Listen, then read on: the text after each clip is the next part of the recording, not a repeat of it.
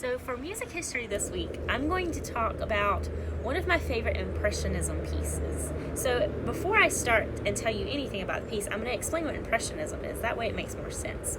So in the early 1900s, late 1800s,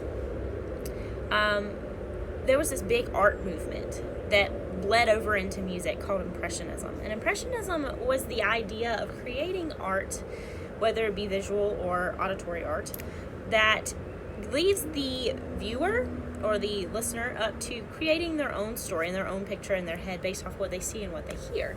It was a way of storytelling without using words. The art looked as if it had been dipped in paint. It was kind of hazy and foggy, but you could still see a picture. And the music was the same way. The music told a story. You can hear exactly what was going on in the piece. A bunch of these pieces we've heard time and time again, and it's usually nature pieces that you can hear. You can hear the birds singing, you can hear the water flowing, and the thunderstorm happening. But the piece I'm going to talk about today isn't as popular as some Impressionism pieces. The piece I'm going to talk about today is called the Engulfed Cathedral. The Engulfed Cathedral was written by a man named Claude Debussy in 1910 in France. Paris, France, to be exact, and it's important that I tell you Paris for a part of the story later. So this whole piece is based off of a legend, a not very common legend at that. We know the legend of the lost city of Atlantis, but we don't know the legend of the lost city of the Island of Wight that well. So there was this city that sits in current-day Brittany, France, which is on the northwest coast of France. And it was ruled by a king, and it had this immaculate cathedral in the middle of the city. But the city was built below sea level, and they had a problem with flooding. So the king said, we're going to build this massive wall to keep the ocean out. We're going to have a gate so that all of our trade could come in off the ship, but it will only be open in low tide, and I'm going to have the key, nobody else.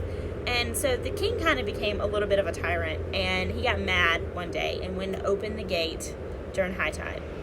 Flooded the entire city, and the whole island of Wight sunk underwater. Well, the only thing in the city that had an afterlife per se was the cathedral. And so the legend states that on a clear and sunny day at low tide, the cathedral rises out of the water. You can hear the procession of a church service. You can hear the bells chiming, the organ playing, and the priest chanting.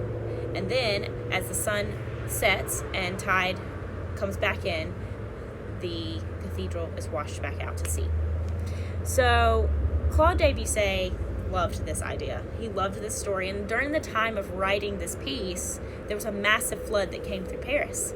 And so he was just inspired all the way around between the flood that was happening currently where he was at and this legend that he had been told.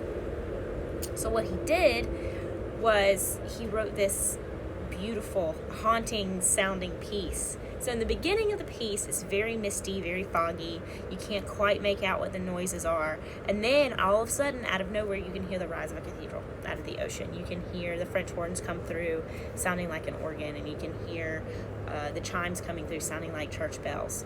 And it is clear as day that it's a church when you're listening to it. And then it starts to get foggy again as the cathedral gets sunken back underwater. And the idea of creating a piece of music that came from something so destructive is just mind-boggling.